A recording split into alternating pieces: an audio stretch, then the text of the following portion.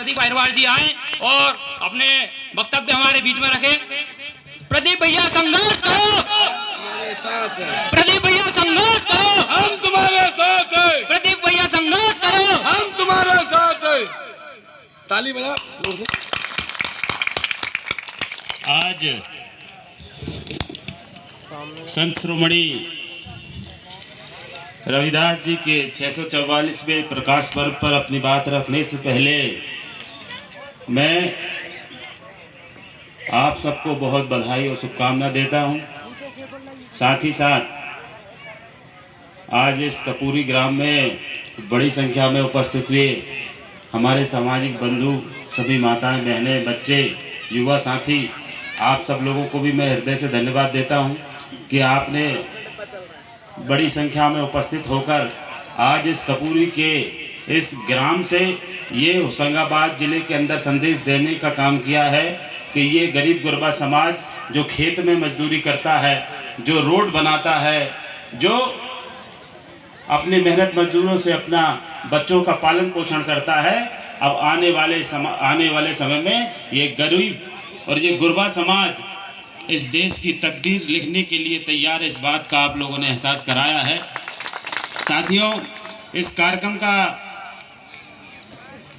संचालन कर रहे, इस कार्यक्रम को आयोजित करने वाले मेरे ग्राम के हमारे साथी, मेरे भाई, संघर्षशील नेता भाई संजय अहिरवार जी, हमारे साथ मेरे छोटे भाई संजय गोलिया जी और मंचासीन रीवा बिंद की धरती से चलकर आए हमारे सांसद जी के भांजे सम्माननीय पवन पटेल जी और मंचासीन हमारे हथवास के मेरे मामा जी भागचंद अहिरवार जी, मोहनलाल जी और इस होशंगाबाद की धरती पर हमारे समाज को अपनी वाणी से चेतना देने वाले ओमकार शास्त्री जी, हमारे सामाजिक आंदोलन को अपने तन और मन और धन से वास्तव में आगे बढ़ाने के लिए हमेशा प्रथम पंक्ति में खड़े रहने वाले हमारे राजू टिकैत जी, हमारे डॉक्टर अमान सिंह जी राठौर जी, हमारे लेखराज जी, हेमराज जी, हमारे दिनेश अहिरवार जी, मुकेश अहिरवार जी, हमारे भाई विशाल सांकुले जी और हमारे मान सिंह मेहरा जी। और मेहरा जी के बारे में मैं ये कहूँगा कि जब मैं बहुजन समाज पार्टी में काम करता था तो मान सिंह मेहरा जी से जो भी सहयोग होता था, इन्होंने समाज के इस आंदोलन को बढ़ाने के लिए हमेशा अपना पैसा दिया, अपना समय दिया। और तमाम मंचासीन साथी और तमाम इस कार्यक्रम को आयोजित करने वाले युवा साथी, उन सबको मैं हृदय की गहराई से धन्यवाद दूंगा कि आपने छोटे लाल बाग से और जो हमारी छोटी बहन जिसका नाम पुष्पा है, पुष्पा ही नाम है ना, पुष्पा, मैं इस बात को आप लोगों के बीच में बड़े फक्र के साथ कहूंगा कि इस बहन का नाम पुष्पा नहीं है, इसका नाम बगावत है। और एक ऐसी बगावत जो हम लोगों ने इस मंच पे जो सावित्रीबाई फुले,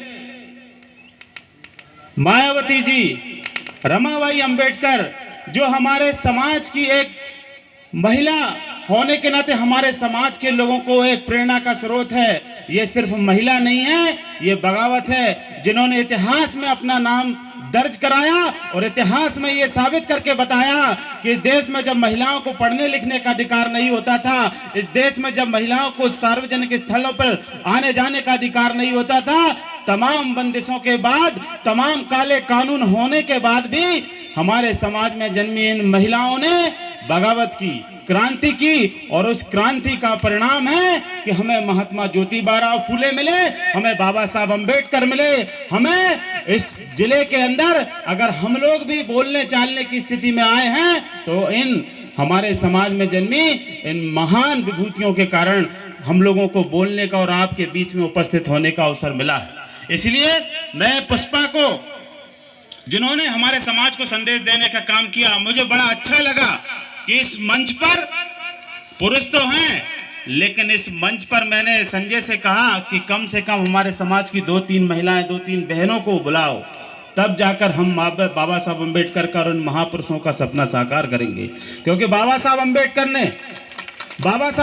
ने सिर्फ पुरुषों के लिए नहीं लिखा, बाबा साहब अंबेडकर इतिहास में एक ऐसे महापुरुष पैदा हुए जिन्होंने अपने संविधान में अपनी कलम से हमारे समाज की बहन बेटियों को न केवल पढ़ने लिखने का अधिकार दिया, बल्कि विधायक, सांसद और इस देश में प्रधानमंत्री बनने का अधिकार भी अगर किसी ने दिया तो बाबा साहब अम्बेडकर ने दिया।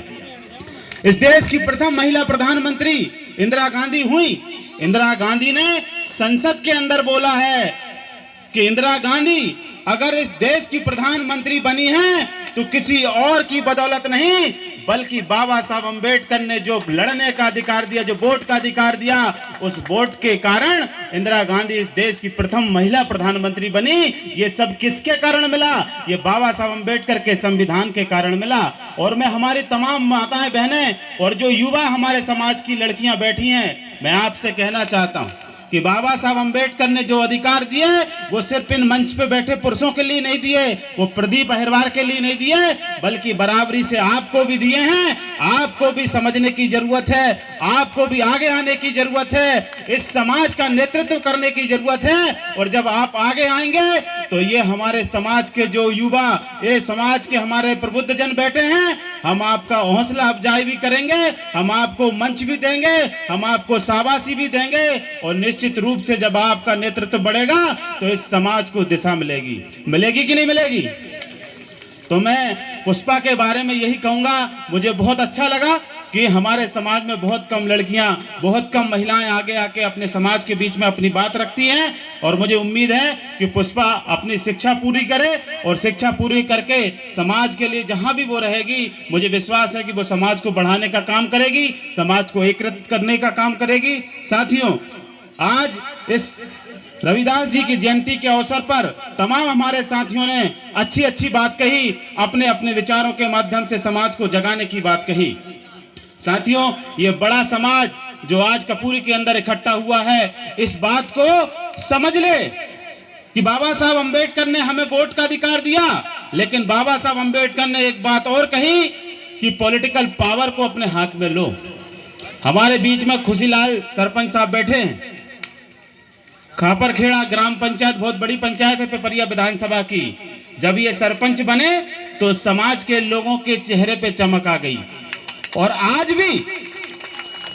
भी जब ये कहीं जाते हैं तो पूरे गांव के लोग, पूरे शहर के लोग और इनको जानने पहचानने वाले लोग आज भी इनको सरपंच के नाम से बुलाते हैं। क्यों?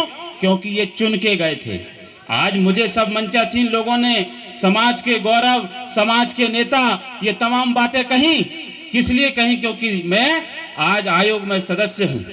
मैं आपको बताना चाहता हूं कि पंच से लेकर प्रधानमंत्री तक इस देश में बाबा साहब अम्बेडकर ने उनको शक्तियां दी और उन शक्तियों की बदौलत वो आपके भाग्य का निर्माण करते हैं।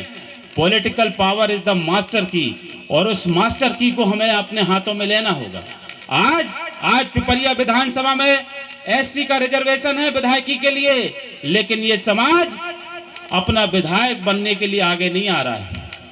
अगर जिस दिन ये समाज 500 की संख्या में आज इकट्ठा हुआ है, अगर ये समाज ठान ले, ये समाज अपनी ताकत का एहसास कर ले और एक बड़ी संख्या में बनखेड़ी के अंदर, पिपरिया के अंदर, होशंगाबाद के अंदर बड़े बड़ी पार्टियों के नेताओं को यह एहसास करा दे कि अगर पिपरिया विधानसभा में आपने हमारा नेता चुन के नहीं दिया तो हम लोग बगावत कर देंगे, हम लोग बगावत कर देंगे। और बगावत वो लोग करते हैं जिनके पास ताकत होती है।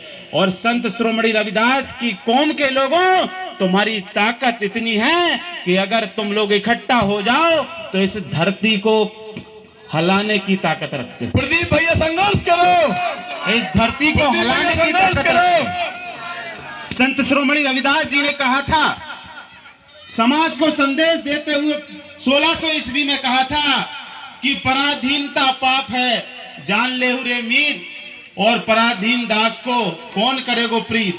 जो गुलाम होते हैं उनकी इतिहास नहीं लिखे जाते। अगर हम लोग इतिहास की पुस्तक अपने स्कूलों में पढ़ते हैं, कॉलेजेस में पढ़ते हैं, तो इतिहास हमेशा विजेताओं के लिखे जाते हैं, इतिहास हमेशा राजाओं के लिखे जाते हैं। इस पिपरिया विधानसभा में 15 साल से आप लोगों ने अपना राजा पैदा नहीं किया, इसलिए आपको कोई पूछने वाला नहीं है।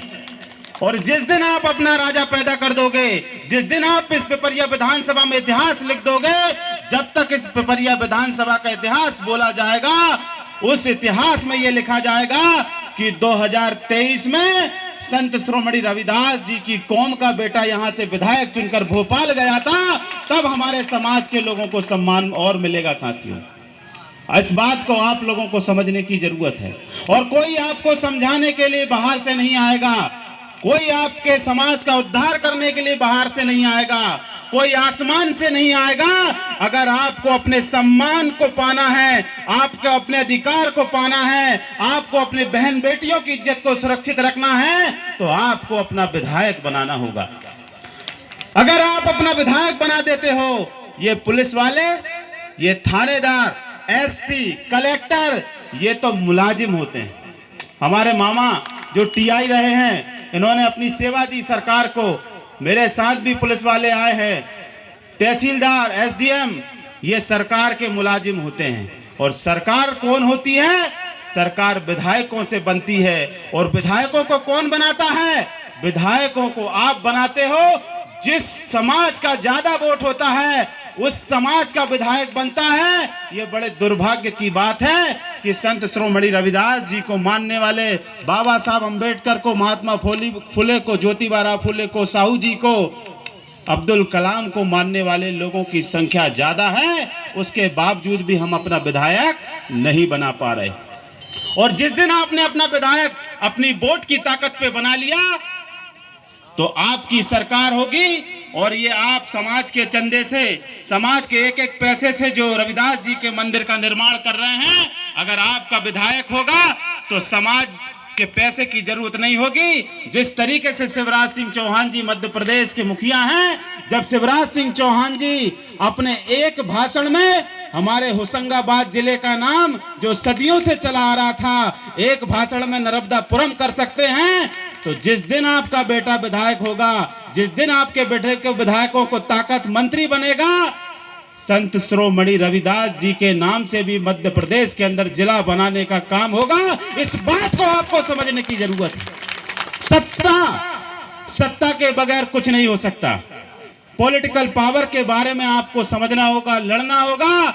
और अगर कोई हमें अपना अधिकार नहीं देता, तो उनको इस बात का एहसास कराना होगा कि हम लड़कर अपना अधिकार लेंगे, हर हालत में अपना अधिकार लेंगे, हर हाल में। इस पिपरिया विधानसभा का अगला विधायक होगा तो वो रविदास समाज का होगा। इस बात को संकल्पित होकर आपको जाना। साथियों, हमारे समाज के लोग शिक्षा पाकर विद्वान हो गए, शिक्षा पाकर कलेक्टर हो गए, एसपी हो गए। ये तमाम मंचासीन लोग हैं, ये कहीं ना कहीं सरकारी सेवा में हैं। इन्होंने समाज के लोगों को देने का काम किया। बाबा साहब अंबेडकर ने कहा शिक्षित बनो, लेकिन मैं कहना चाहता हूं कि शिक्षित बनना जरूरी है, लेकिन उससे ज्यादा जरूरी है लोगों को शिक्षित करो। शिक्षित करो, अपने वोट के लिए शिक्षित करो, अपने समाज के लिए शिक्षित करो, अपने अधिकारों के लिए शिक्षित करो। संघर्ष करने की बाबा साहब अंबेडकर ने बात कही, आंदोलित होने की बाबा साहब अंबेडकर ने बात कही, लेकिन अगर आप शिक्षित हो गए, आपका समाज शिक्षित हो गया, तो ये समाज अपने अधिकारों को नहीं जानेगा और ये समाज आंदोलित नहीं होगा। इसीलिए आपको पढ़ने की जरूरत है और समाज को पढ़ाने की जरूरत है। कितने हमारे युवा समाज के लोग हैं जो समाज को पढ़ाने का काम करेंगे? हाथ खोल के ईमानदारी से आप ये कहिए कि हमें अपने समाज को समझाने और जगाने की जरूरत है। हमारा समाज आज भी बहुत पीछे है। आज हमारा समाज पीछे। कितने लोग मानते हैं हमारा समाज पीछे? सब लोग मानते हैं। क्यों मानते हैं? क्योंकि आप लोग अभी तक राजा पैदा नहीं कर पाए। जिस दिन आपने राजा पैदा कर लिया, आप लोगों को अपनी समस्या के निपटारे के लिए तहसील बनखेड़ी जाना नहीं पड़ेगा, पिपरिया जाना नहीं पड़ेगा। मैं दावे के साथ कहता हूं, जिस दिन आपकी कौम का यहां से कोई विधायक बन के जाएगा, टीआई आपके घर आएगा, एसडीएम आपके घर आएगा, कलेक्टर आपके घर आएगा, क्योंकि बाबा साहब अंबेडकर के संविधान में विधायकी की जो ताकत होती है, विधायकी का जो पावर होता है, वो सबसे ज्यादा होता है। शिवराज सिंह चौहान 4 बार से इस प्रदेश के मुखिया हैं और वो बुधनी विधानसभा क्षेत्र से जीत के जाते हैं। शिवराज सिंह चौहान के वोट की कीमत भी एक है और हमारे बागसे जी की वोट की कीमत भी एक है। आप लोगों को अपनी वोट की ताकत को पहचानना है। और आप अपनी वोट की ताकत का सही इस्तेमाल करेंगे, आप अपने समाज के व्यक्ति को चुनकर भेजेंगे, आप अपनी ताकत का निर्माण करेंगे, आप अपने राजा बनाएंगे, तो निश्चित रूप से एक समय था जब इस देश में हम लोगों को, गरीब गुरबा लोगों को राजा बनने का अधिकार नहीं था। धन्य है बाबा साहब अम्बेडकर जिन्होंने हम लोगों को राजा बनने का अधिकार दिया। धन्य है बाबा साहब अम्बेडकर जिन्होंने अपने बच्चों की कुर्बानी देकर हमें विधानसभा और संसद में पहुंचने का अधिकार दिया। इसीलिए हम आगे आने वाली पीढ़ी को उन अधिकारों को जिंदा रख पाएं, सुरक्षित कर पाएं, इसलिए हम लोगों को इकट्ठा होना पड़ेगा। हमारा संविधान खतरे में है। हमारे लोग आरक्षण की लड़ाई लड़ते हैं। मेरे पास भी बहुत से आवेदन आते हैं कि हमें आरक्षण नहीं मिल रहा, हमारा आरक्षण खत्म हो रहा है। इस अवसर पर हमारी बहन बेटियां पढ़े लिखे युवा हैं, मैं आप लोगों से कहना चाहता हूं, आप लोग पढ़िए और आप लोग नौकरी की तलाश कम करिए, बल्कि अपने रोजगार खुद सृजित करिए। आप लोग व्यवसायी बने। जिस तरीके से जैन साहब के, सिंधी समाज के, ठाकुर समाज के, बनिया समाज के